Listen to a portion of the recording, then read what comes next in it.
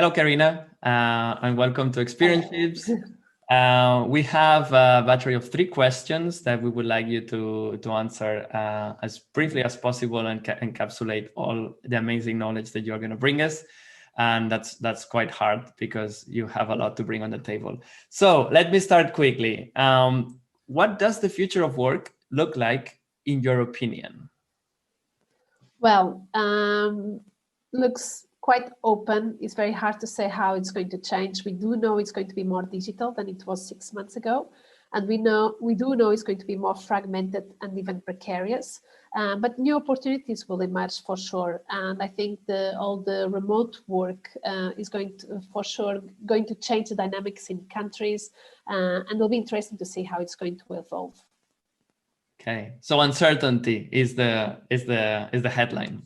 I think so, at least for the next couple of years, until we settle and see what are the current trends that will settle and which ones will go back to what we had a few months ago.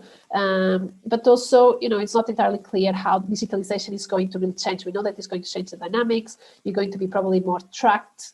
There'll be more data generated about you, but it's not entirely clear how much optimization will be in jobs, because it's not just about technology and work, it's also about how companies are able to digitize themselves and transform the way they deliver products and services. And I think that's probably the biggest challenge we have at stake, is how the organizations are going to change. Thank you. Okay, so we're talking about organizations, but how can we better prepare ourselves for these 21st century careers? Well, there are different ways. No, one thing is when you start, and the other thing is as you evolve. But I think you have to be open to learn, to adapt yourself, reinvent yourself, and also don't see the career that you've done as something as like hard boundaries that you can never go outside that sector. Especially if you're not in a field that is that requires highly technical skills. But the skills, you can also train them, you can also practice and learn them. It really depends how much in depth you need. But definitely there's a lot of flexibility in the way you manage your career throughout the years. Thank you very much. And one last question, and this is more personal.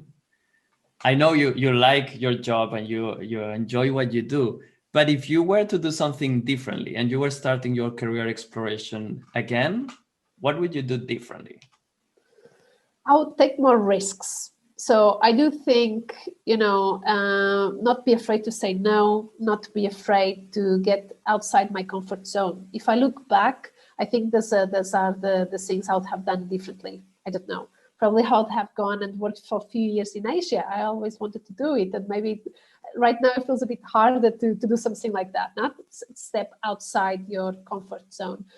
So, I think especially in the first few years of your career, be prepared to say no. If you do not want that desk job, if it seems like too much of a routine of 9 to 5, go and look for something else. You don't have to settle for the first offer you get on the table. And also, try different things. You don't have to stay the first job for a lot of years in a row. Go and see how other people do things. And it's always a great learning curve working with different teams and having the experience of different directors, because it's about different ways of doing things, different ways of looking at problems, and it's definitely a huge learning curve that is very good in the mid-long term for your career. Well, that's what we pretend to promote from Xperienceships, helping people to explore in different ways and keep open throughout their career. And thank you very much, Carina, for the time you've taken to speaking with us and bringing your knowledge to the table. Looking forward to hearing more about your future research. Thank you.